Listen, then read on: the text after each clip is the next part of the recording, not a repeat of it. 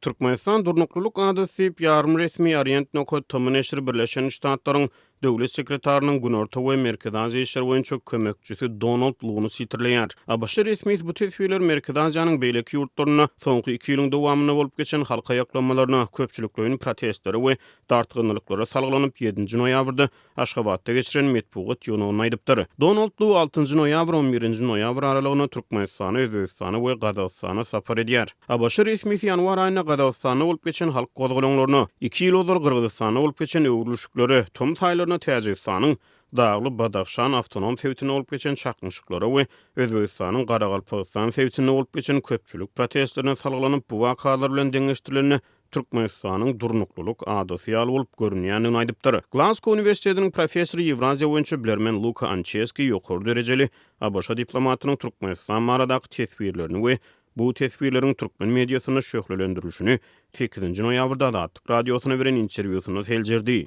I think that there are two lessons that we can learn on this. The first of Meniň pikirimçe biz mundan iki tapak öwrenip bileris. Birinjilik bilen türkmen mediasy ýurt içine halkara habarlary açaçan taýlap berýär. Biz türkmen mediasynda Ukrainadaky urus barada hiç zat işitmedik.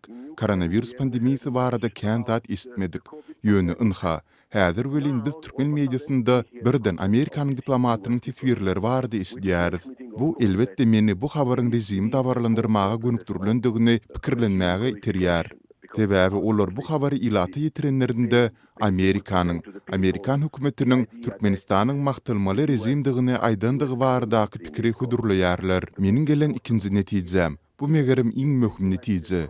Ýagny Amerika daşary siýasatynda, hususan da Merkezi Aziýada alyp barýan daşary siýasatynda özüniň nähili gymmatlyklarynyň we kadrlarynyň bardygyny aňlamakda uğruny ýitirdi.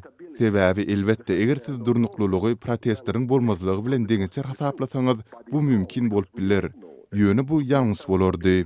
Sebäbi biziň hemmämiz Türkmenistandaky durnuklulugyň awtoritar durnuklulukdygyny bilýäris. Bu durnukluluk elbetde gysga möhletli.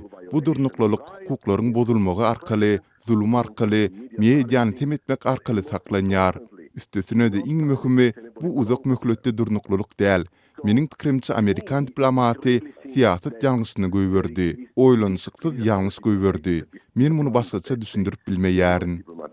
I will not define any other way. ABC ýödüniň daşary siýasatyny we halkara gatnaşyklarda demokratik ýörelgileri, insan mertebesiniň hormatlanmagyny we adam hukuklarynyň götergilenmegini ileri tutýar. İnsan hukuklaryny goraýjy halkara hasabatlarda Türkmenistanyň hökümeti insan hukuklaryny depelemekde, raýatlaryň ezhar azatlyklaryny çäklendirmekde tanqid edilýär.